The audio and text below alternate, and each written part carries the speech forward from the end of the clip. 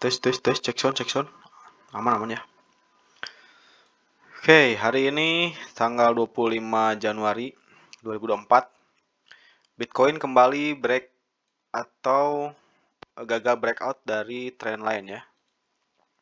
Di sini. Nah, dia saat ini tadi mau coba breakout, kemudian gagal, dia memantul di trendline, sekaligus di sini ada titik support ya. Nah, jadi kalau kita lihat dari seminggu ini atau mungkin 2 minggu ya, Bitcoin turun terus, bahkan sesuai jalur bearish ya, sesuai trend line-nya gitu, trend line bearish trend gitu. Nah, jadi kenapa sih sebetulnya si Bitcoin ini turun terus gitu? Bahkan setelah ETF yang digadang-gadang harusnya kan terbang gitu ya, ETF. Nah, jadi di sini ada berita dari ini beritanya dari Faik Farur nih, pendapat dari Faik Farur. Nah, jadi sebetulnya saya udah baca juga sih. Jadi intinya Bitcoin ini banyak investor yang memang sudah melepas atau menjual Bitcoin setelah peluncuran atau setelah persetujuan ETF gitu ya. Jadi di detik ETF disetujui pun sebetulnya itu sudah banyak investor yang menjual aset-aset Bitcoinnya. Kemudian ditambah lagi dengan ini ada penjualan besar-besaran oleh FTX ya, exchange yang gede tuh, exchange melalui grayscale dan kondisi pasar kripto yang belum positif juga turut mempengaruhi harga Bitcoin anjlok.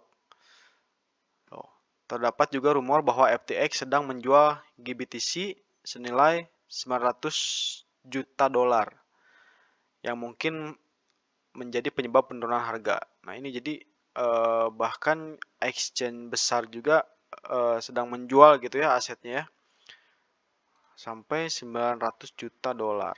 Jadi kebayangkan ini kenapa Bitcoin tidak bisa lagi breakout gitu atau belum bisa kembali breakout, selalu tertahan di support, di resisten atau di trendline gitu. Nah, ini sehingga untuk saat ini belum ada kepastian terkait pemulihan karena masih banyak ketidakpastian pasar. Kemungkinan besar saat ini BTC menyasar 36.000 dolar jika kondisi pasar masih terus memburuk jelang Februari nanti. Jadi ada kemungkinan bahkan si Bitcoin ini ke 36.000 ya.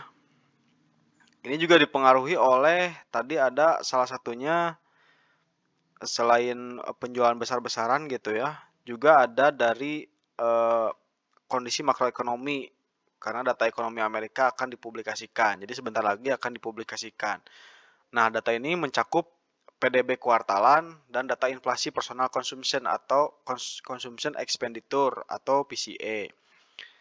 Jadi jika kedua data tersebut nanti dipublikasikan, kemungkinan dolar Amerika mungkin akan menguat secara sementara ya. Dan itu juga akan mempengaruhi pergerakan Bitcoin gitu untuk anjlok gitu. Nah, analis ini memprediksi mungkin harga akan stagnan sampai bulan Februari ya. Nah, ini kita belum tahu Februarinya apakah awal atau akhir. Yang jelas sampai habis bulan Januari ini kayaknya memang masih stagnan di harga tersebut gitu ya. Dan kemungkinan terburuk mungkin jika memang ada sentimen buruk lagi, ini Bitcoin akan ke 36.000. Coba kita cek sekarang harganya di 39 ya. Kemungkinan ke 36. Ya, di sekitar sini. Di sini ternyata ada support yang sudah saya buat di sekitar sini. Itu sih possible juga ya. Kalau misalkan memang dia turun terus mengikuti tren lainnya, pasti sampai di 36.000 juga. Nah, gitu untuk teman-teman selalu analisa ya, jangan FOMO intinya. Mungkin gitu aja video kali ini, singkat aja. Terima kasih udah nonton. Sampai jumpa di video selanjutnya.